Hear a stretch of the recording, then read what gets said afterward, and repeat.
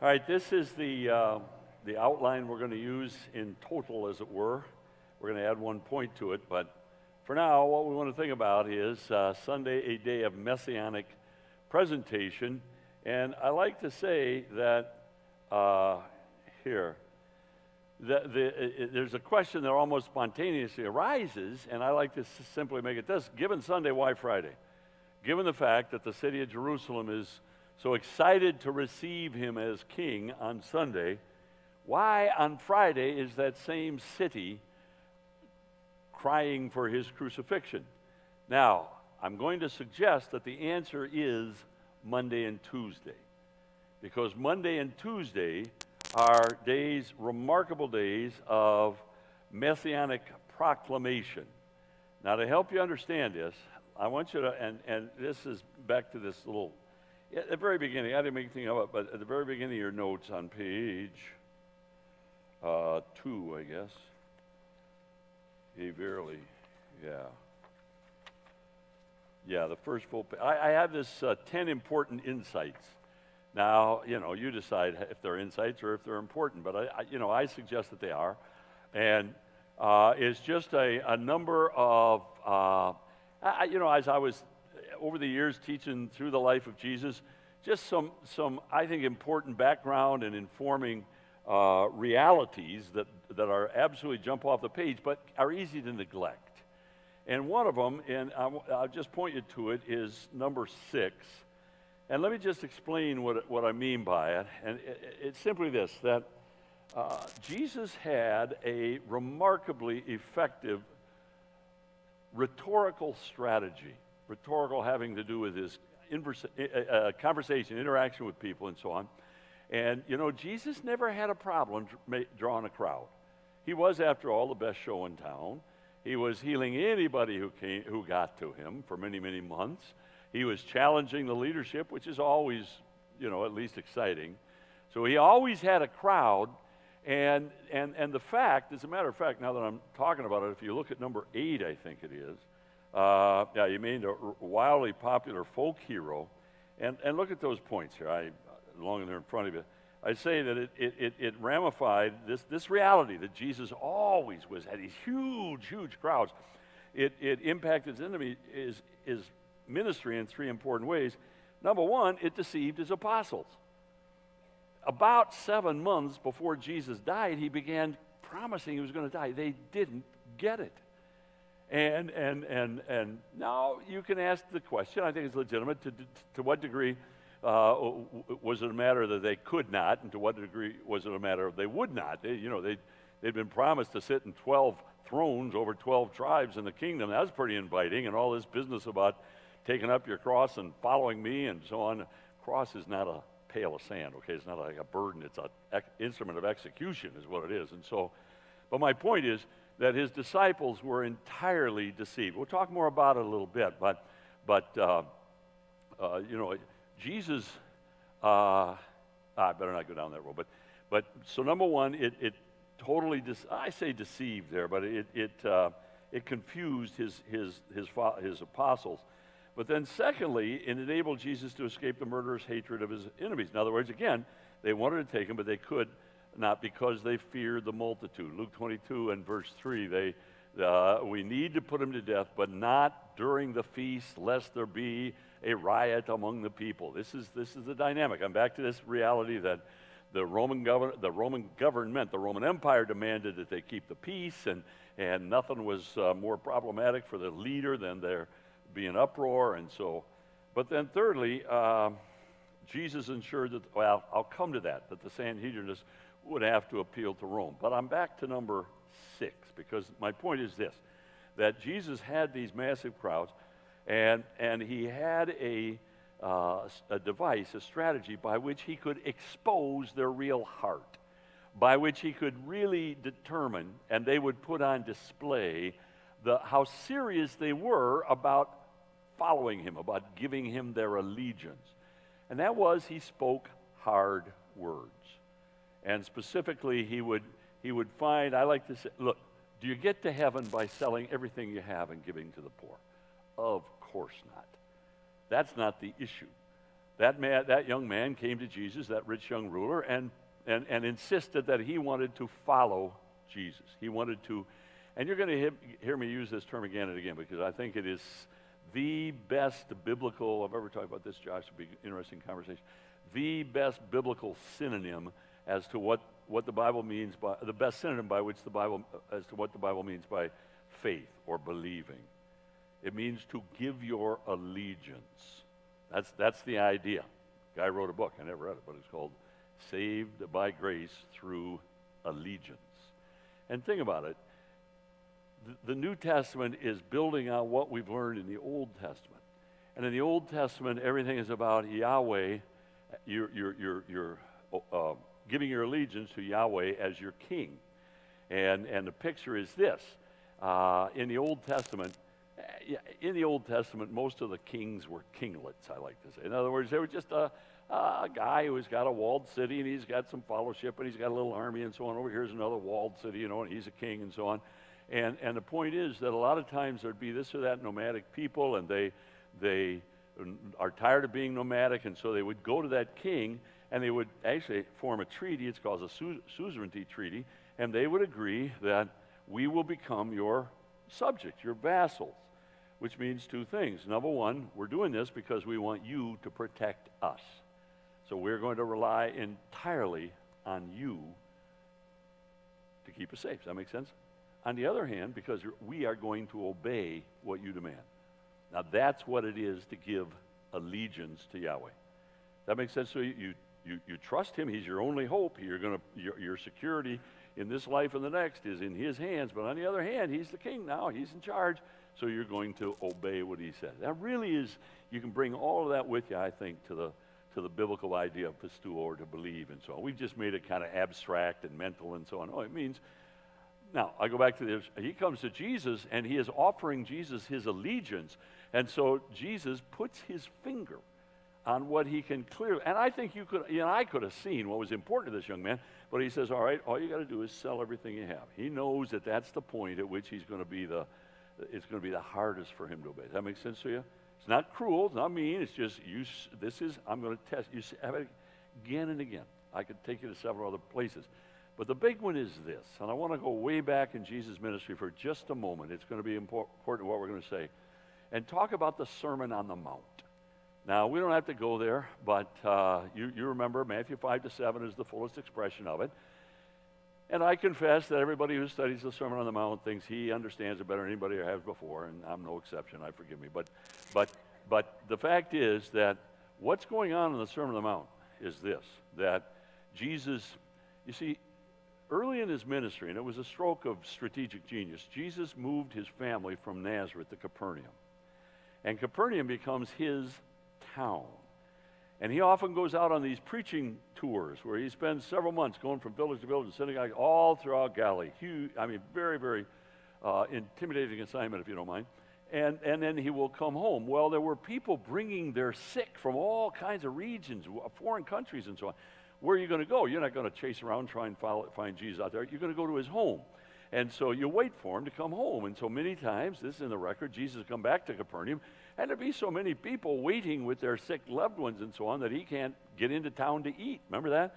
And so my point is, that's exactly what's going on in the Sermon on the Mount. So now they have this massive crowd been waiting. Jesus heals many of them. His heart is heavy because he realizes that as excited as they are and as happy as they are to have this or that loved one healed, they're not really willing to follow the shepherd. So he goes up on a mount on the side of a hill. I can take you there. And all these many of people there were people in the group that had, broken their crutches over their knee this morning, if you don't mind. And he assembles his apostles, because that's how his disciples really, that's how, what he's doing there is flashing his rabbinical union card. There was nobody better respected than a rabbi. A rabbi is a teacher. What did you have in that day? What did you have to be a teacher? Students. And if you had students, because they're attaching themselves to you and traveling with you and earning money for you, they're going out and work by day to provide for them. So the point is that he gets his apostles there, and when all those people, when they looked up and they saw Jesus with his apostles sitting at his feet, they just said, shh, shh, shh, the rabbi has something to say. He has assumed the posture. And now he begins to teach in the Sermon on the Mount. Let's add one element. So let's say here's Jesus teaching all these people. Over here in the corner somewhere is a little gaggle of those guys with the bright blue and the long fringes and so on, and they are madder than hops. And they're here trying to catch him. And this is just well into the Galilean ministry. They're getting madder and madder, let's put it that way. But now they're going to be mad, because here, I'm trying to set the scene for you. Jesus begins, and I won't walk you through it, but everybody acknowledges kind of the key verse, or the verse that sums up everything Jesus is trying to say, is this. Unless your righteousness, and time out, I want you to picture him pointing. I think he probably said, unless your righteousness exceed that of those skunks right there, the Pharisees, the scribes and the Pharisees, you'll never enter the kingdom of heaven. Folks, when he said that, a gasp would have gone up. The Pharisees, this is Edersheim says, I trust him, the Pharisees said that one of their favorite sobriquets, nicknames for themselves, was gatekeeper.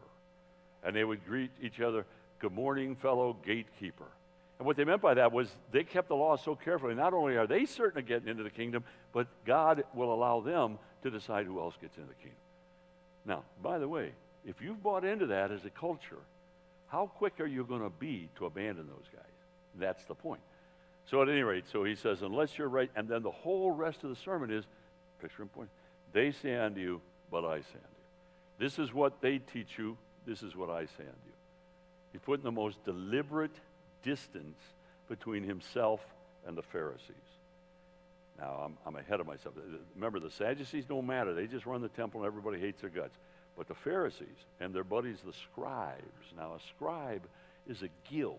It's a professional guild. To be a scribe is to be a copyist of Scripture. They were copiously trained and so on. But they gave their whole lives to copying the Scriptures. Well, who is it who regards the Scriptures? The Pharisees. The Sadducees don't believe any of it. So again and again, Jesus yokes these two, the Pharisees and the scribes. The Pharisees are kind of the teachers. The scribes are the copyists who handle the Scriptures and so on. But again and again, do you see his putting distance? Unless your righteousness exceeds that of the scribes and Pharisees, you'll never enter the. They say unto you, I say unto you. They say, and then at the end, picture him pointing. There's a narrow way. There's a broad way. Many go in. Help yourself straight to destruction. Or there's a narrow way. You can build your house on the sand. That's your business if you don't mind. Or you can build it on a rock. Now, what Jesus is doing there is putting the most deliberate distance between himself and the Pharisees. That make sense to you? All right, now let's come back to Monday. And I just file that away. And what I'm saying is that strategic rhetorical device or method by which he would challenge the seeming willingness of this or that individual or this or that city, that's what he does in Luke chapter 4, or even a mass of people, the way he would test what seems to be a willingness to follow him is to speak this kind of not hard words in the sense they don't make sense, hard words and it's going to cost you something to obey them. That make sense? All right, so let me take you to Monday and Tuesday, and I'm saying days of messianic proclamation. Now I'm going to move altogether too quickly through this. They are staggeringly exciting days. Honest to goodness, this is just kind of a fun thought exercise, nothing more. But I've thought if somebody came to me with a one-time round trip in their newly invented time machine, and maybe add a limit, I dial up Monday and Tuesday. These are stunning days, but we're going to go quickly because it begins with Jesus coming into town and encountering a fig tree. Now we talked a little bit about this before, but it was just the stuff of life, and I think Jesus was disappointed in the same way you'd be disappointed if you're hungry and you go to get something, it's not there. But he uses it. Now that's on Monday. Let me just say, and I don't want to go here. We might try and contrive some time. I don't know for questions. You're welcome to ask questions along the way, but I don't want to get off on this very much. But let me just say generically. This is an aside. There are a number of points in. You know what? I'll back up once. You know, there's a community of scholars, I guess. They got the credentials and so on. Totally unbelieving. They begin with presupposing that the supernatural can't exist, that if there is a God, he stays home, he doesn't come down here, and yet they give their lives to studying the Bible with the singular intent of proving, of explaining it absent the supernatural. And so they're always looking for perceived discrepancies or errors. There aren't any, okay, folks, but that's how they spend their whole life. And guess what? The Gospels are their happy hunting ground because you got 4 people telling the same story. So all the time. And one of the places in which they find a discrepancy, and it's not there, is the way Matthew tells this story vis-a-vis the way Mark tells the story. I'm not going to get into it other than to say there is no contradiction. But by the same token, Mark gives us the fuller record. And quite simply, on Monday, Sunday is the triumphal entry. He goes back to Bethany. Time out on that. I got to tell you real quickly. This is strategic genius. I think it was very, very deliberate that Jesus had formed this relationship just a few weeks earlier in Luke chapter 10 at his Judean ministry. But the thing is that there is an element of ancient Near Eastern culture which we're all a little bit familiar with. I do not regard as noble or excusable. Some do. But it's this idea of a shame culture, you know, that somehow, you know, I got to kill my daughter because she brought shame, you know, that sort of thing that you hear about today. That really is a part of the broad culture. And one of the ways that it manifests itself and that shows up in the Scriptures is this, that if I accept you into my home, if I invite you to my home, you're going to be my guest and you'll stay in my home, I am absolutely obligated to protect you. And no matter at what cost, I have to protect you. Now, this shows up twice in situations where a man has a guest and the city sets upon him. This is Lot, and then that Ephraimite Levite. And in both cases, remember Lot in Sodom, they set upon a house, and he offers his daughters. Remember that? And then you have this Levite, this Levitical from Ephraim, who's gone to fetch his concubine, and is on his way home, comes to Gibeah. And this is what sparks the civil war that reduces the Benjamites to 600 men and all that sort of stuff. We have exactly the same thing. Man invites him in, the city sets up. They want to do wickedly. And ultimately, the Levite pushes his concubine out the door. And they abuse her all night long, and she's dead on the steps in the morning. Well, all right, all of that's wrong. But although I do think that mentality lies importantly behind the 23rd Psalm, thou preparest a table before me in the presence of my enemy. If my host has accepted me into his home, he will do anything to protect me. Now, the point is this, that Bethany is right on a main road. You got to understand, Jesus is wildly popular, but he's also he's a fugitive. And they've made explicit instruction. Let us know where he is. We'll arrest him. Well, they didn't have to find out where he is. They said that when he was hiding in Ephraim. But the point is, he's publicly moving, and because he is so wildly popular, as demonstrated by the triumphal entry, nobody can touch him. But his enemies, the Sanhedrinists especially, and by now, well, his enemies are looking for some opportunity to seize him in the absence of the multitude. And one of the strategic elements is that it's a very busy road, and once he gets in the city of Bethany, you're not going to touch him. You try and, there'd be such a riot, not only with Lazarus, but the whole city. So every night, he returns to Bethany. And it's by reason of the dynamics of that culture that he knows he's going to be perfectly secure in Bethany. They're not going to make a move on him. Does that make sense to you? So now, the triumphal entry goes back to Bethany. On the way in the morning, encounters the tree, discovers it without figs, and we'll pick it up in a minute.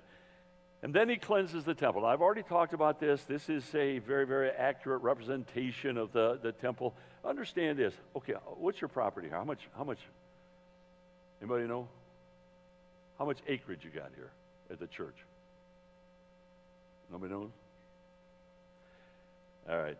This right here, this is the Temple Mount. I'd love to talk to you about it. It's so fascinating.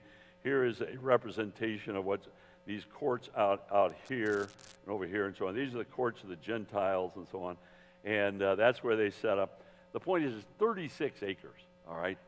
This is 36 acres that Herod had crafted as his remodeling of the second temple. Here it is. That's the, this is a model, by the way. Otherwise, those benches are for behemoths, aren't they? But no, this is a model, a beautiful teaching model. But all of this area here is 36 acres.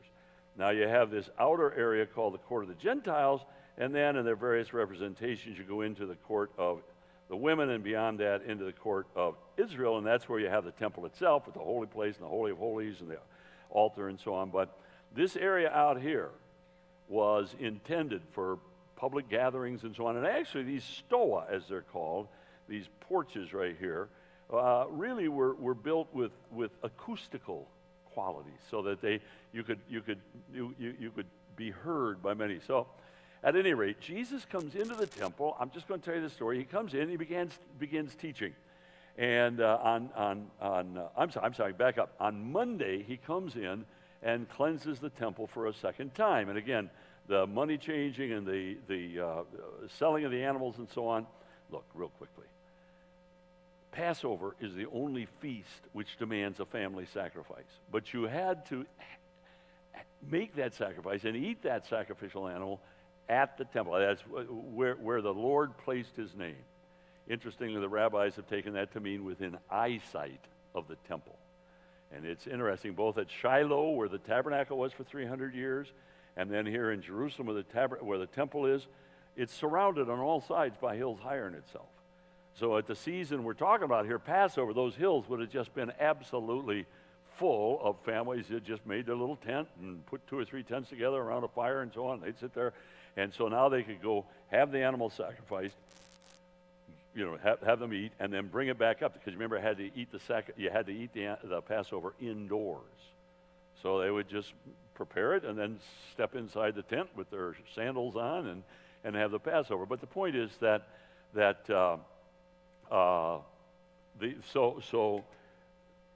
you had to have a lamb, and that lamb had to be inspected by the priest. And the Sadducees, which is another way of saying chief priests, I'll come to it. They had realized, wait a minute, there's money to be made here, isn't it? And so basically, there were thousands of shepherds who would bring their sheep, but there was evidently the working protocol was that if that shepherd refused to give the Sadducees kind of a kickback, that when the lamb was brought to be inspected, he'd be rejected. And so it was a perfectly good lamb and so on, but Josephus talks about this under the heading of the Bazaar of Annas, B-A-Z-A-R, of that earlier high priest, and he had just introduced all of this corruption.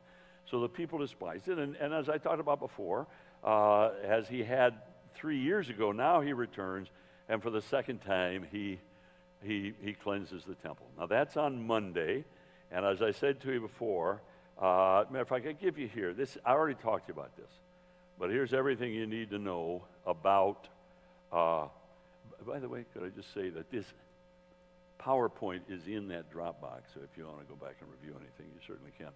But so the Pharisees ruled the synagogue. They embraced the entire law, but including the supposed oral law, which are their traditions and so on. But they were greatly respected. One could say revered, but also greatly feared. On the other hand, the Sadducees controlled the temple, and they were functional unbelievers. Again, what we encountered, they didn't believe in the resurrection.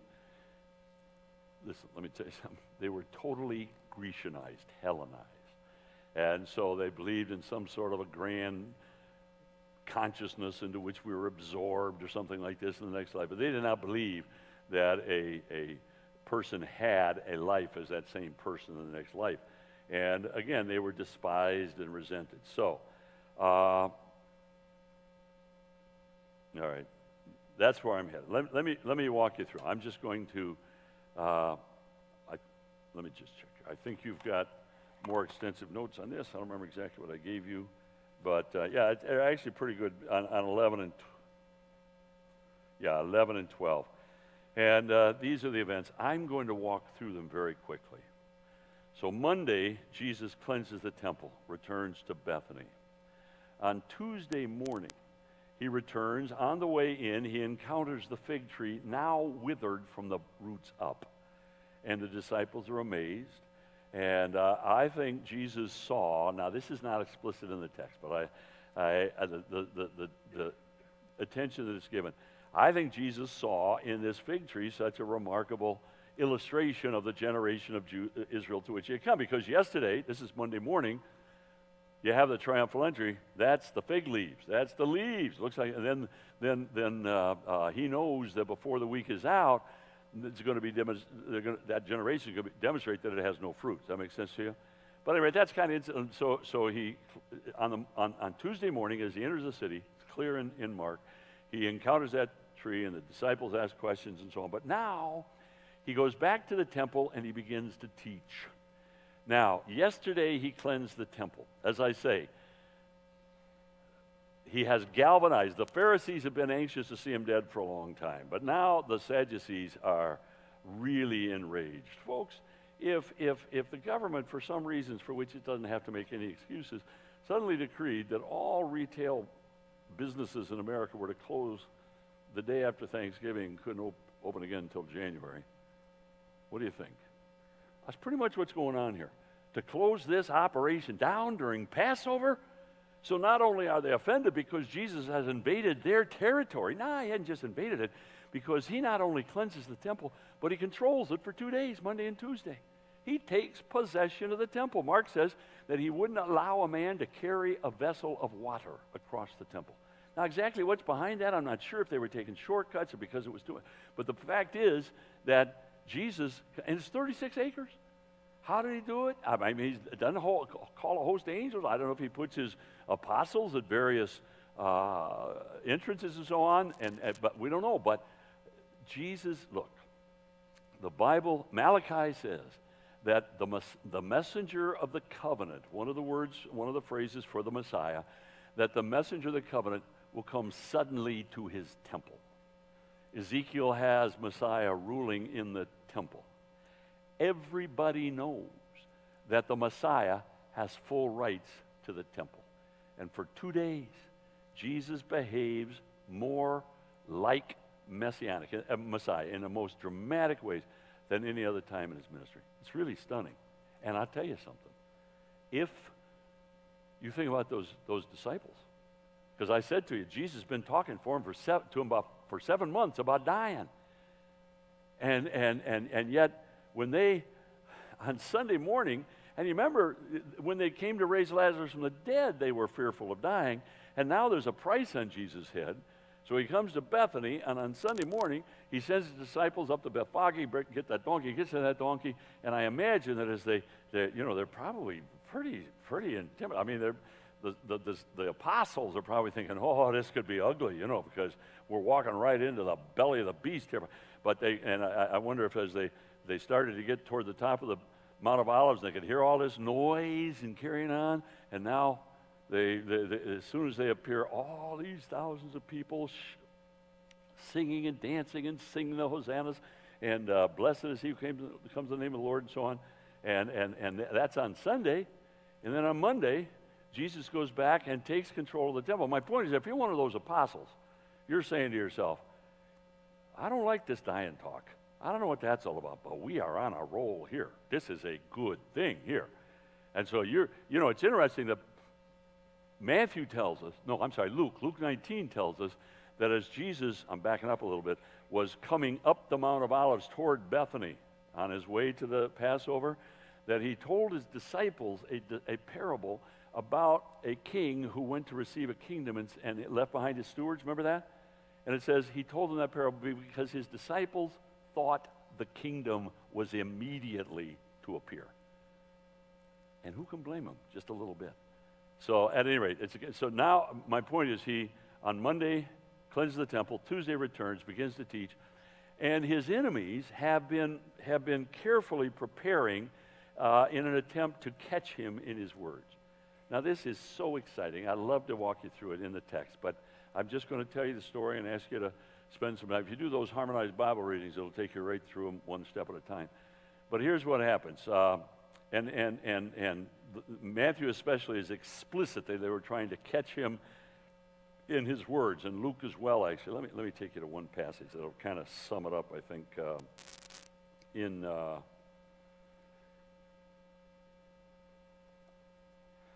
Luke chapter 20.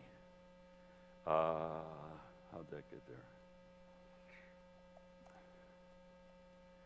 I think it's about...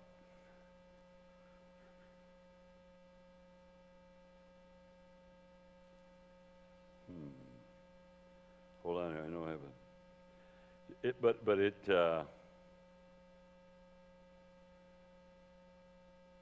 here's where they could not catch him in his words. That's what they're trying to do. Here it is right here. This is kind of a summary statement of this. It's a period where Jesus is teaching. Listen, I got to give you this much background. I like that.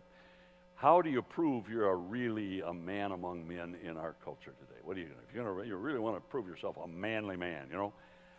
I don't know, but maybe arm wrestling. Maybe all the guys have a big arm wrestling tournament, and the winner is a...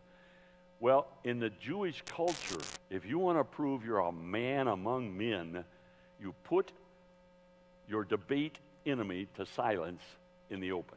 You put him in open debate. There's nothing more exciting, no more. That's the real thing, and that's what's going to happen. Now, his enemies are trying to put a stop to this Jesus Express. Yesterday, he cleansed the temple, for heaven's sake. We got to do something about this. It's Passover.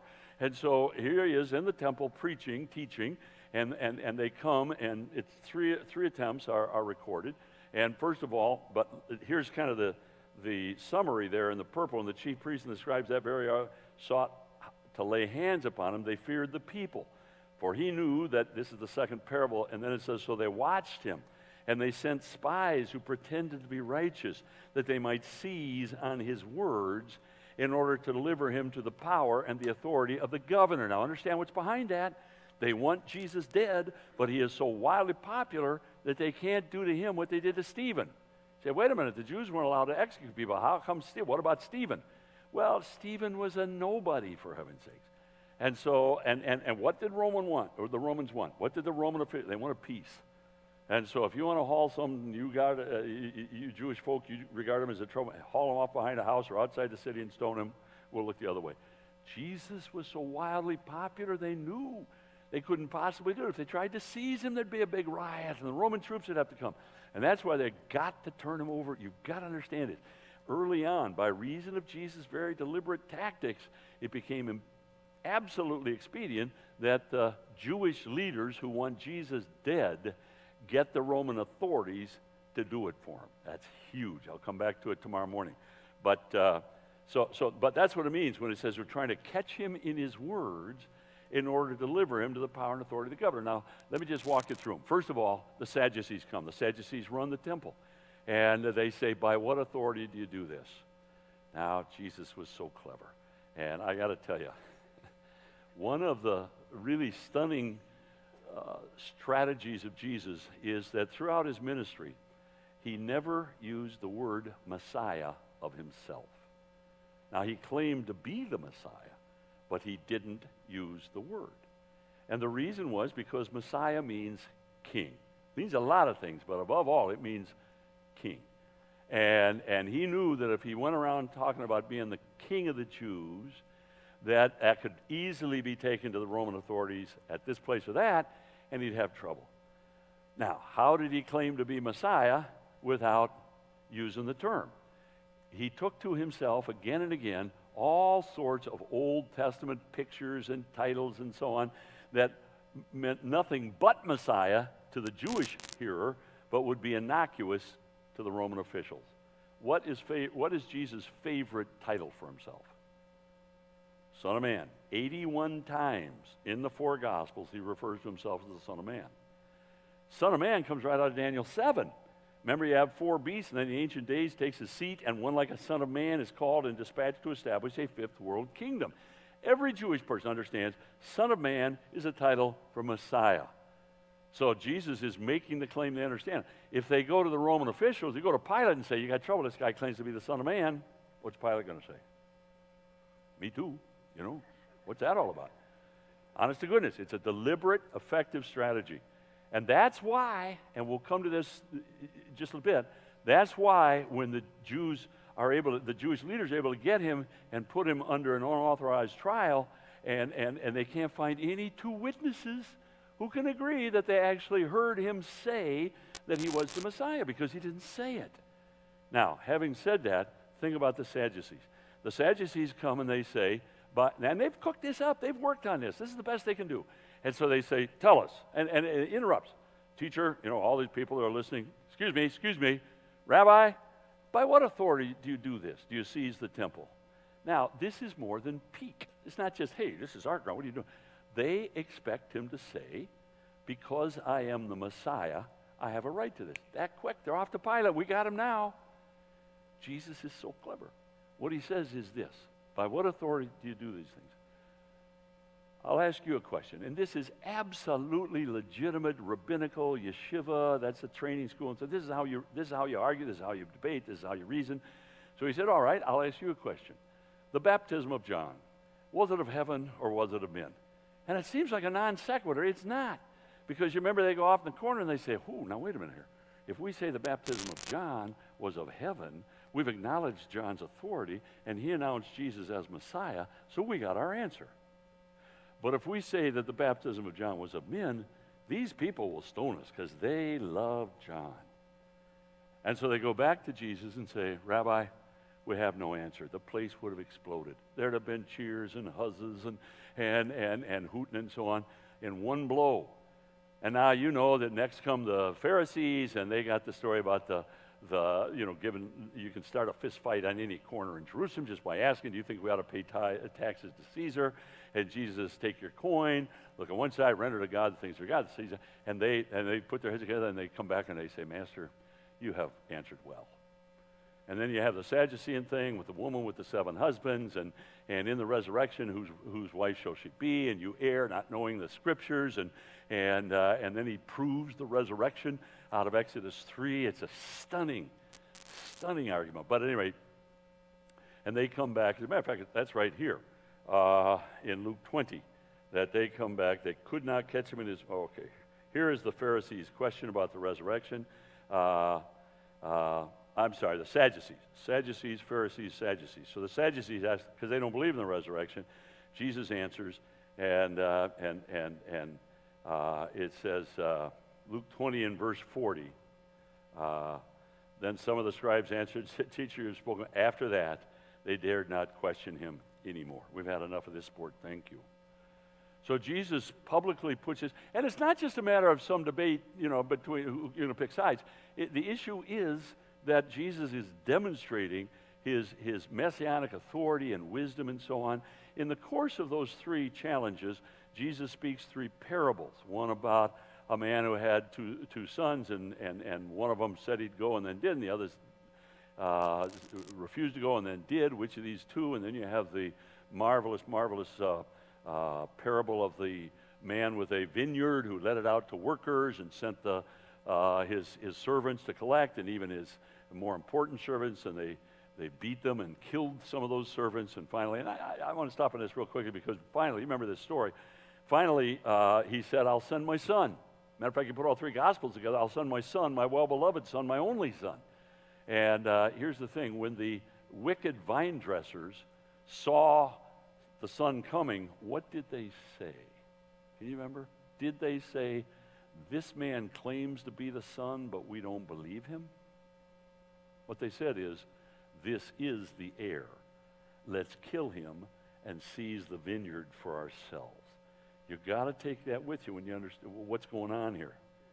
All right, but then the third one is the wedding feast and so on. The man is sent out, and finally everything is in readiness. So you have those 3 parables. Oh, well, I'll leave it at that. And then you have this fascinating, I got to go to Mark for this fascinating event where, it's going to be much, where a young lawyer comes, a law student. I'm sorry, I should have. And here's the parable of the vineyard owner. And here again, after he told that parable, as a matter of fact, the way he winds that parable up, Jesus was a master storyteller, you know that. But he tells this story about this vine dresser, the wicked vine dressers and the man who owned a vineyard and so on. And after the son is killed, he turned to the crowd and he said, now what do you think the owner ought to do to those vine dressers? You know, they ought to take the vineyard away from them and throw them into outer darkness. And Jesus, yeah, you got it. And the kingdom is going to be taken from you and given to a nation of Jews, who will bring forth the fruits thereof. But at any rate, after that, and I'm picking up here on what it says right here in the purple, because they sought to lay hands on him. They feared the multitude. They knew he had spoken the parable against them, but they left him and went away. And then you have the story of the question of the resurrection and so on. But now one of the scribes came, and having heard them reasoning together, perceived they had spoken well. And this guy is fascinating because he seems to be asking, it's quite clear, he's asking an honest question. He's saying to Jesus, look,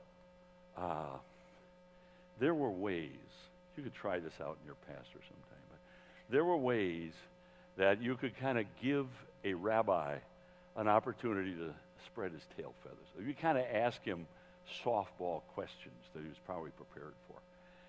But you would ask him, and one of the ones they loved the best was this is how they'd ask it: teach me Moses on one leg. So the idea, while you're standing on one leg, sum it all up for me. And another way to ask him was, which is the greatest commandment? And it was a good, diagnostic, introspective question. And so this young lawyer comes because he's impressed with Jesus. And he asks him that, and Jesus says, love the Lord thy God, love your neighbor. The young man says, you have said well. And I'll tell you what he says here. This is stunning, because the young man in response says, well said, teacher, you have spoken well. For there's one God, and love him with all your heart and so on. But then he says this, to love him and your neighbor with all the soul, and to love one's neighbor is more than all the whole burnt offerings and sacrifices. Now that is stunning, because this is a young law student. Matter of fact, I think he's a young law student who is living there in town with his sister and studying at the feet of Gamaliel. I think this very possibly is young Saul of Tarsus. And Jesus says, you're not very far from the kingdom of heaven. So I'm putting two and two together there. But at any rate, it's an interesting juxtaposition of all this hatefulness, and yet a young student comes very sincerely. Oh, we could say a lot about it. But at any rate, again, after that, no one dared question him. So I got to be done. So now, this is where I'm taking you. Jesus appeals to the 110th Psalm to demonstrate the reality of his claims to be Messiah, to be Lord, and so on. But then, and I have this on how much do I do here on page 12? I have it in a box. I just put it in a box. Folks, this is we're coming, the denouement, if you don't mind, of this part of the story is this: that sometime late on Tuesday afternoon, as he leaves the city of Jerusalem for the last time on his own strength, later on he's going to enter the city and ultimately be carried out, to be crucified. But on Tuesday afternoon, he leaves. He goes back to Bethany. Before he leaves, you got this huge crowd. Yesterday he cleansed the temple. This morning he put all of his enemies to silence. He's spoken these parables, these stunning parables. He's made claim, built an argument out of Psalm 110. But now he turns to the masses, and I'm going to go back where we were when I started. I want you to see a little gaggle of Pharisees standing over there all by themselves. And if they were mad back there at the Sermon on the Mount, now they are absolute smoke coming out of the ears mad, right? And Jesus, all of Psalm 23, he says, woe unto you, scribes and Pharisees, one right after the other. It's scathing. Woe unto you, scribes and Pharisees. You compass land and sea to make one proselyte. And once you've made him a proselyte, he's twofold more the son of hell than he was before. Woe unto you, scribes and Pharisees. You make clean the outside of the cup, and the inside of the cup is filthy. You tithe the little tiny mints, and overlook, well, actually, I better not go there. But the point is, along the way, in the connection of this woe for their tithing the little vegetables, avoiding the weightier matters of the law, he says this. I just want you to imagine. He says, "You blind guides who swallow a gnat." I'm sorry, who what's the word? You swallow a camel. I'm taking all the punch out of this, but I'll tell you where it's born is the Pharisees taught, because the Old Testament said that insects are unclean, with a couple of exceptions. They decreed that a microscopic insect was okay. And so they would take every little piece of lettuce and they'd inspect it and hold it up to the sunlight and scrub it on both sides, and then put it over here. And they made a big scene of scrubbing. But he says, you sort out a gnat, but you swallow a camel. Folks, that's hilarious. I'm not kidding.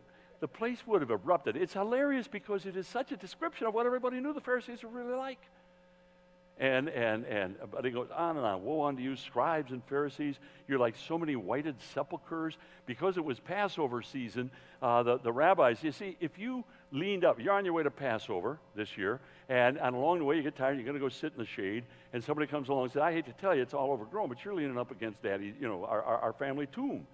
And now you're unclean. You can't go to Passover. So they had given a decree that you had to go out, had Passover season, and you had to strip everything away and whitewash it so people could see it. And so you look across the countryside, you got all these tombs, they kind of glimmer, but they're full of dead men's bones, and just to rub up against them, you become an offense to God. And so that's what he's saying. Well, you're like so many whited sepulchres. He winds up by saying, you brood of vipers. He's talking about the Pharisees, pointing. You brood of vipers, how can you escape the damnation of hell? Have a good day. So that's what's ringing in their ears, folks. Now after that, he leaves. He sees the widow offering her 2 mites and so on. He goes back out to Bethany. And my point is, what is Jesus doing? He is driving that generation, that city, to a decision.